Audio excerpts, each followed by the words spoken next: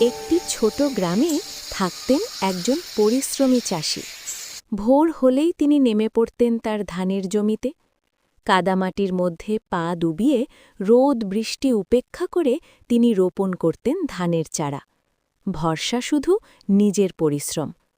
প্রতিদিন গাছগুলোর যত্ন নিতেন, আগাছা পরিষ্কার করতেন, আকাশের দিকে তাকিয়ে বৃষ্টির প্রার্থনা করতেন।